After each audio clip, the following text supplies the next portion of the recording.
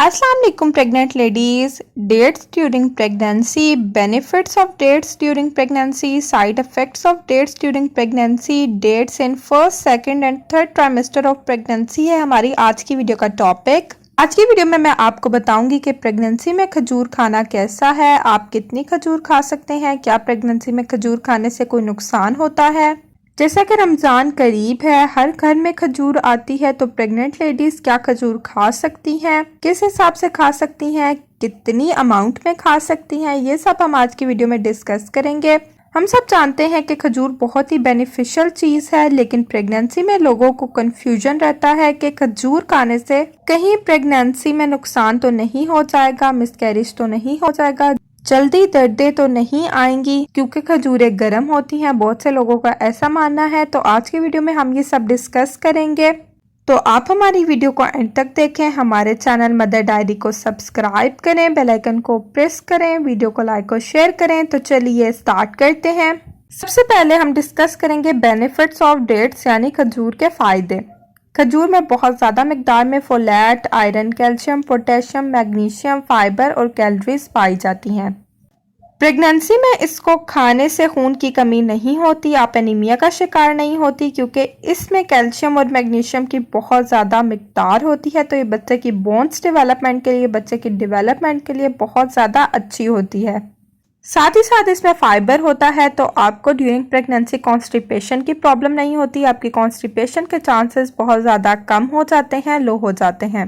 Dates में बहुत ज़्यादा मिकदार में कैलोरीज पाई जाती हैं, तो ये आपको अच्छे से एनर्जी प्रोवाइड करती है, आप थका थका फील नहीं करती। आप डेट्स का शेक भी बनाकर पी सकती हैं। डेट्स में यानी कि खजूर में फोलेट होने की वजह से बच्चों में पैदाइशी डिफेक्ट से भी बचा जा सकता है। अक्सर औकात लोगों के बच्चे पैदा होते हैं, उनमें कोई पैदाइशी डिफेक्ट होता है, बर्थ डिफेक्ट होता है, तो खजूर खाने से, खजूर के इंटेक से इस चीज का भी रिस्क कम होता है। साथ ही साथ बीपी भी नॉर्मल रहता है। खजूर अपने आप में एक बहुत ही ज्यादा बेनिफिशियल चीज है।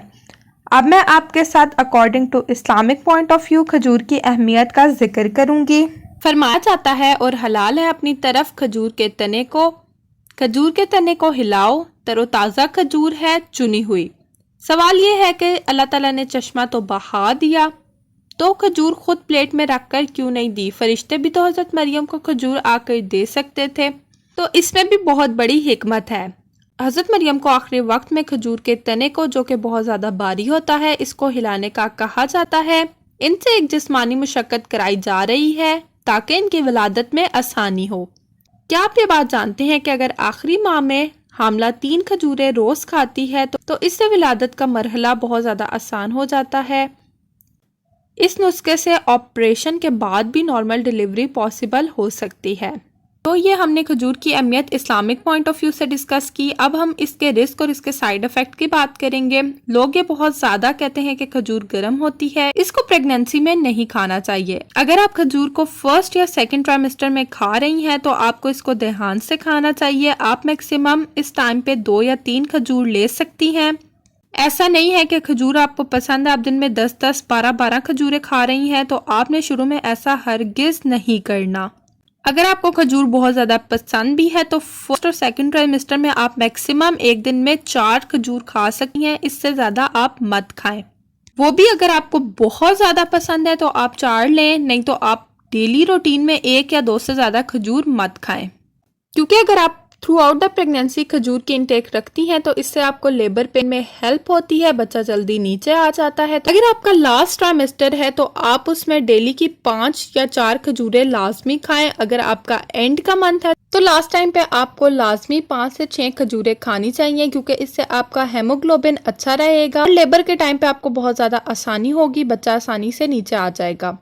इसकी अमाउंट इसलिए रिस्ट्रिक्ट की जाती है क्योंकि इसमें अच्छी खासी कैलोरीज होती हैं, जिसकी वजह से आपको शुगर होने के चांसेस भी होते हैं। तो मैं यही कहना चाहूँगी कि आप फर्स्ट और सेकंड ट्राइमेस्टर में थोड़ी एहतियात करें, लेकिन थर्ड ट्राइमेस्टर में आप 5 से 6 खजूरें ले सकते हैं क्योंकि ये आपके लिए बहुत ज़्यादा बेनिफिशियल है और कुरान में भी इसका जिक्र आया है। बाकी अगर आपको किसी भी किस्म का इशू है, आपको शुगर है या बीपी की प्रॉब्लम है, हेमोग्लोबिन का इशू है, तो आप अपनी डॉक्टर से भी लाजमी कंसल्ट करें कि आप एक दिन में कितनी डेट्स खा सकती हैं या नहीं खा सकती हैं। आपकी गायनाकोलॉजिस्ट ही, आपकी डॉक्टर ही आपको आपके मुताबिक बेटर गाइड कर सकती है। तो ये थी हमारी आज की वीडियो। मैं उम्मीद करती हूँ कि आपको पसंद आई होगी। वीडियो पसंद आए तो हमें कमेंट बॉक्स में ज़रूर बताएं। साथ ही साथ हमें कमेंट बॉक्स में बताएं कि आप नेक्स्ट वीडियो किस टॉपिक पे देखना चाहती हैं। हम आपकी विश को लाजमी पूरा करेंगे। हमारे चैनल मदर डायरी को सब्सक्राइब करें, बेल आइकन को प्रेस करें, वीडियो को लाइक और शेयर करें। अगर आप हमारे चैनल पर फर्स्ट टाइम आई हैं तो हमारे चैनल को मस्ट विजिट करें। हमारे चैनल पर बेबी से रिलेटेड और प्रेगनेंसी से रिलेटेड हर टॉपिक पर वीडियो मौजूद है। अपना बहुत बहुत ख्याल रखें, हमें अपनी दुआओं में याद रखें। अल्लाह हाफिज़।